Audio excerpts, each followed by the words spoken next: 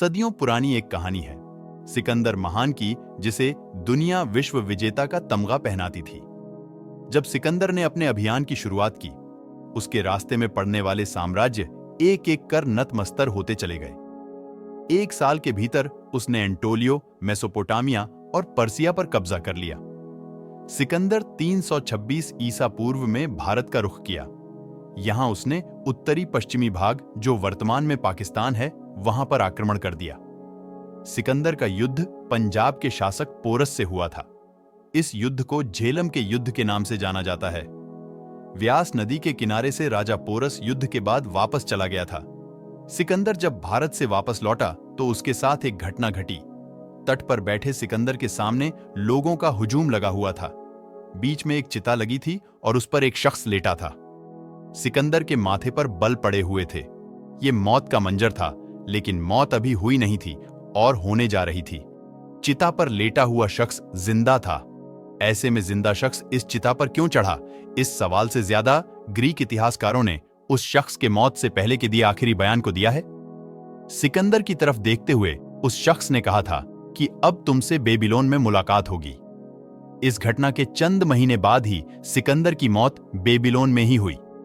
सिकंदर की मौत की भविष्यवाणी करने वाला यह शख्स एक भारतीय फकीर था।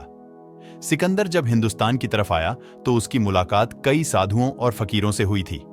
कई ग्रीक इतिहासकारों ने इन मुलाकातों को दर्ज किया है। सिकंदर जब भारत आया तो वो कई साम्राज्य जीतने के बाद भी संतुष्ट नहीं था। उसे एक ज्ञानी संत की तलाश थी। वो चाहता था कि भारत से किसी ज्ञानी संत को अपने साथ ले जाए।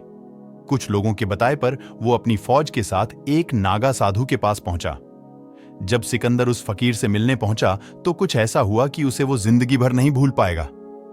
उस फकीर ने सिकंदर का घमंड 2 मिनट में चकनाचूर कर दिया था। उस फकीर का नाम डायोजनीस था। सिकंदर ने देखा कि वो संत बिना कपड़ों के पेड़ के नीचे ध्यान कर रहा है। अलेक्जेंडर और उसकी फौज ने संत के ध्यान से बाहर आने तक का इंतजार किया। जैसे ही संत का ध्यान टूटा, पूरी फौज एक स्वर में नारा लगाने लगी, Alexander the great, Alexander the great. संत उन्हें देखकर मुस्कुराया। सिकंदर ने संत को बताया कि मैं तुम्हें अपने साथ ले जाना चाहता हूं। संत ने जवाब दिया कि तुम्हारे पास ऐसा कुछ भी नहीं है जो तुम मुझे दे सको, जो मेरे पास ना हो। मैं जहां हूं, जैसा हूं, खुश हूं, मुझे यहीं रहना है। मैं तुम्हारे साथ नहीं आ रहा। यह सुनकर सिकंदर गुस्से से लाल हो उठा और अपनी तलवार डायोजनीस की गर्दन पर रख दी। वह बोला कि अब बताओ, जिंदगी चाहिए या मौत?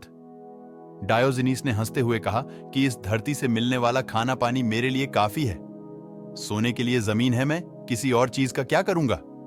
मुझे मौत का भी कोई डर नहीं, क्योंकि ये शरीर तो मेरा सिर्फ साथी है, ये मैं नहीं। इसे मैं छोड़ सकता हूं। उन्होंने कहा कि अगर तुम मुझे मार दो तो अपने आप को फिर कभी अलेक्जेंडर द ग्रेट मत कहना, क्योंकि तुम्हारे में महान जैसी कोई बात नहीं है। तुम तो मेरे गुलाम के गुलाम हो। यह सुनकर सिकंदर को झटका लगा।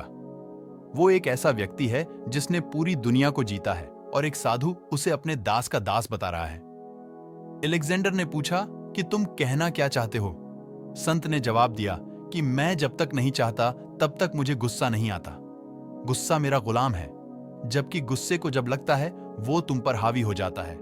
तुम अपने गुस्से के गुलाम हो। भले ही तुमने पूरी दुनिया को जीता हो, लेकिन रहोगे तो मेरे दास के दास।